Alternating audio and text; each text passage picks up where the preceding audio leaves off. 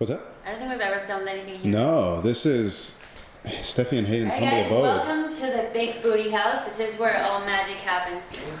Not really, but this is our little cave where we get our games on.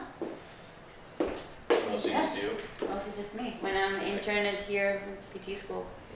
Like, how did you meet Stef? I met you in PT school. How did you decide to go to PT school? I cheered in college and I was in and out of the athletic training room all the time, so I definitely saw the merit in it. How much do you think that strength training would benefit someone that does that kind of sport? I mean, a lot of people think that cheerleaders are just like flexible little ding-dongs, but I mean, to some extent, yeah, but it takes a lot of strength, a lot of power, especially to throw the stunts that they have to do. I mean, there's no doubt about it, the guy cheerleaders definitely need it, but the girl cheerleaders do too. You have to be really explosive and you have to have a lot of power, and I think a lot of people don't take that into account. My mom used to say when she moved down to Boca that it was only old people and cockroaches.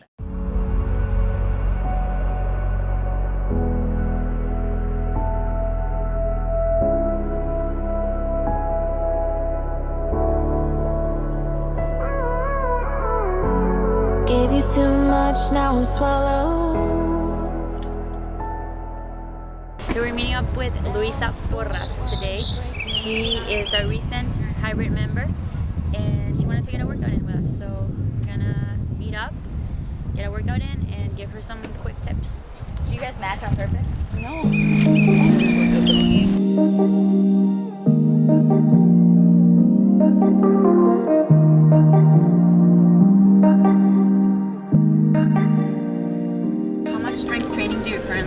I try to shoot for 4 times a week. Usually, realistically, I mean, I definitely get 2 workouts in a week. Before PT school, I was training pretty much every day, and I was working as a trainer, so it was a lot easier. I was in the gym 24/7, but now with school, it's a lot harder.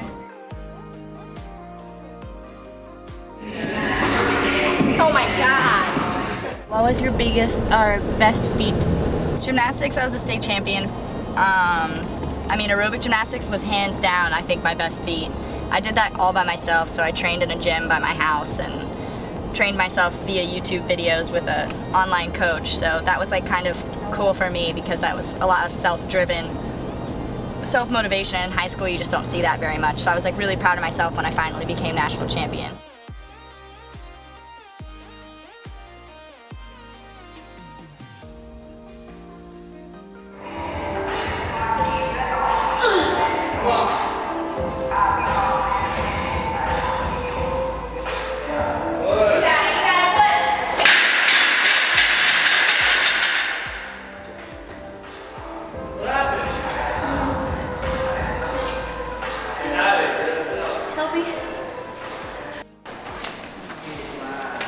What happened? Hurt my back a little bit, to be honest. You just let go? Alright. Really? It looked like you were already at the top. It like felt really strange. Well, smart. Don't risk. What do you think is the most challenging aspect of physical therapy school? I think the most challenging aspect of PT school is constantly learning about how you need to be up and moving and exercising and doing things for your body, and you're stuck in a chair 24/7. What would your advice be for someone applying to PT school?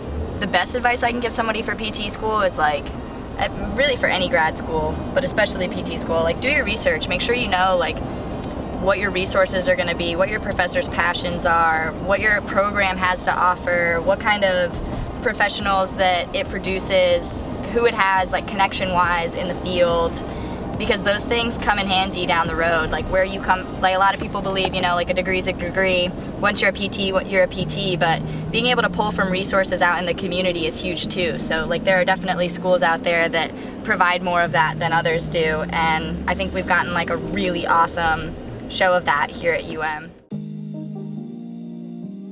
In terms of applying, I would say that the more interest you show on like being in that school, the higher your chances are to get accepted, because you have to take into account that every single person applying to PT school has an outstanding resume. Like they're all 4.0 GPAs, all overachievers, they all have a million hours of observation, so you need to Be really humble and know that the people that you're competing against are as good or better than you are.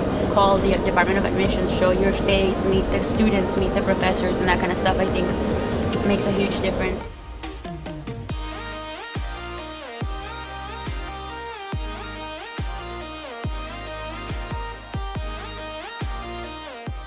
Well, that's annoying. Imagine if I did this in an airplane. It almost Excuse me for a second. I almost got it confiscated when you made me bring it. Why? Because I told you, I was like, we shouldn't bring it on the plane. I told them that it spun. Because I thought that was less aggressive than it going like. So they were like, oh, okay.